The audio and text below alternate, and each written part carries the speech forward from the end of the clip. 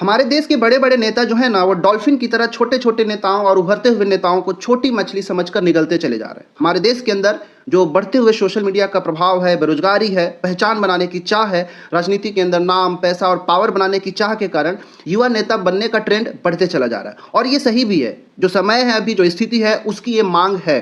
क्या आप सभी को पता है कि हमारे देश के अंदर 50% से भी अधिक जो जनसंख्या है कुल आबादी का, उनकी जो औसत आयु है 25 वर्ष से भी कम है और 65% से ऐसी कुल आबादी की जनसंख्या है जिनकी आयु जो है औसत आयु 35 वर्ष से कम है। फिर भी हमारे देश की जो लोकसभा है, विधानसभा है और जो क्षेत्रीय प्रशासन होती है, उसमें युवाओं की जो भागीदारी है बहुत कम है।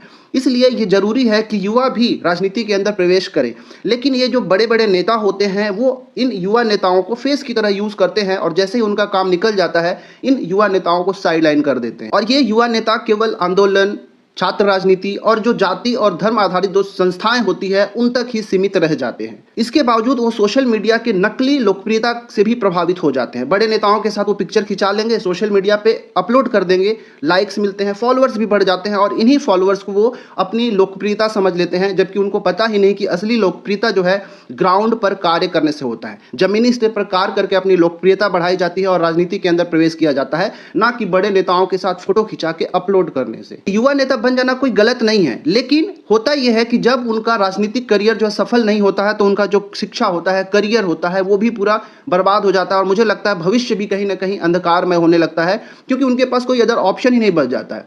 इसके अलावा मैंने कई बार ये भी देखा है कि जो युवा नेता बन के रह जाते हैं, उनके अंदर अपराध और हिंसा की ओर झुकाव भी होने लगता है, क्योंकि उनकी जो स्पीचेस होते हैं, जो भाषण होते हैं, उनमें आपको जहर दिखाई देगा, झूठ दिखाई देगा, आंदोलन और तोड़फोड़ और दबाव की राजनीति उनके अंदर भरना शुरू हो जाता है। वो केवल जाति और धर्म आधारित राजनीति के अंदर फंस के रह जाते हैं और जो एक्चुअल मुद्दे हैं, जैसा शिक्षा, रोजगार, स्वास्थ्य, इन पर वो ध्यान ही नहीं देते, क्योंकि वो कहीं ना कहीं बड़े जो नेता हैं उनके बैकबोन की तरह कार्य कर रहे होते हैं और वो जैसा बोलते हैं ऐसा ही ये करते हैं और असली मुद्दे से इनको भटका कर रखा जाता है। कई बार से ये भी देखा जाता है कि जो युवा नेता होते हैं, उनके अंदर अहंकार और जल्दीबाजी भर जाती है।